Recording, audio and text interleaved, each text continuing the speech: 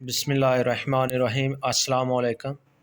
آج ہم اس ویڈیو میں سورہ ابو لہب کی آیت نمبر 2 اس کے معنی، ترجمہ اور تشریح وغیرہ پڑھیں گے۔ تو چلیں سٹارٹ کرتے ہیں۔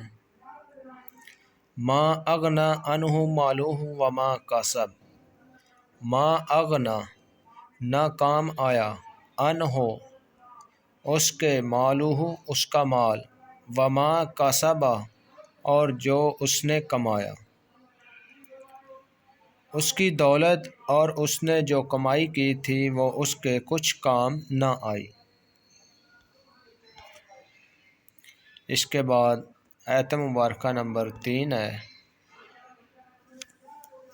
سَيَصْلَىٰ نَارًا ذَاتَ لَهَبٍ وَطَبٍ۔ سَيَصْلَىٰ ان قریب داخل ہوگا، نارن آگ، ذات لہب شعلے مارتی، وہ بھڑکتے شعلوں والی آگ میں داخل ہوگا۔ بھڑکتے شعلے کو عربی میں لہب کہتے ہیں۔ ابو لہب بھی اس کو اس لیے کہتے تھے کہ اس کا چہرہ شعلے کی طرح سرخ تھا۔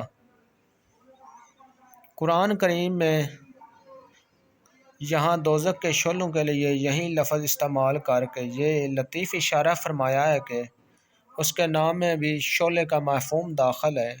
اسی مناسبت سے اس سورت کا نام بھی سورہ اللہب ہے۔ تو اس سے یہ بھی بات ثابت ہوتی ہے کہ سورہ لہب کا نام لہب کیوں ہے، کیونکہ ابو لہب کا چہرہ سرخ تھا جیسا کہ آگ کا شعلہ ہوتا ہے۔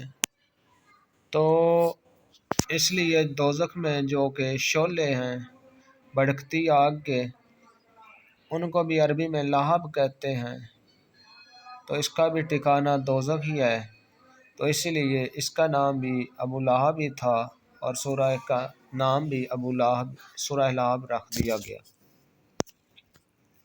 وَامْرَأَتُهُ حَمَّالَةَ الْحَطَبِ۔ وَامْرَأَتُهُ اور اس کی بیوی، حَمَّالَةَ الْحَطَبِ، حَمَّالَةَ لادنے والی، حطب لکڑی، اور اس کی بیوی بھی 3 لکڑیاں ڈھوتی ہوئی۔ ابو لہب کی بیوی ام جمیل کہلاتی تھی اور وہ بھی حضور اقدس صلی اللہ علیہ وآلہ وسلم کی دشمنی میں اپنے شوہر کے ساتھ برابر کی شریک تھی۔ بعض روایتوں میں ہے کہ وہ رات کے وقت آپ صلی اللہ علیہ وآلہ وسلم کے راستے میں کانٹے دار لکڑیاں بچھا دیا کرتی تھی اور آپ کو طرح طرح ستایا کرتی تھی۔ اس کا مطلب بعض مفسرین نے تو یہ بتایا ہے کہ وہ اگرچہ ایک باعزت گھرانے کی عورت تھی لیکن اپنی کنجوسی کی وجہ سے ایندھن کی لکڑیاں خود ڈھو کر لاتی تھی، اور بعض حضرات نے فرمایا ہے کہ وہ ان حضرت صلی اللہ علیہ وآلہ وسلم کے راستے میں جو کانٹے دار لکڑیاں بچھاتی تھی اس کی طرف اشارہ ہے۔ دونوں صورتوں میں لکڑیاں ڈھونڈنے کی یہ صفت دنیا ہی سے متعلق ہے، اور بعض مفسرین نے یہ فرمایا ہے کہ یہ اس کے دوزخ میں داخلے کی حالت بیان فرمائی گئی ہے، اور مطلب یہ ہے کہ وہ دوزخ میں لکڑیوں کا گٹھڑا اٹھائے داخل ہوگی۔ قرآن کریم کے الفاظ میں دونوں معنی ممکن ہیں، اور ہم نے جو ترجمہ کیا اس میں بھی دونوں تفسیروں کی گنجائش موجود ہے۔ فی جیدہا حبل من مسد۔ فی میں جیدہا اس کی گردن، حبل رسی، من سے مسد کھجور، مسد کھجور، اپنی گردن میں مونج کی رسی لیے ہوئے، کھجور کی رسی لیے ہوئے مونج کی۔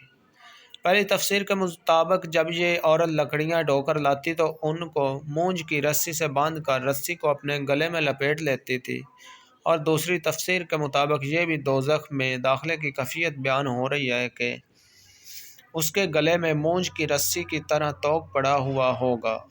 واللہ سبحانہ عالم۔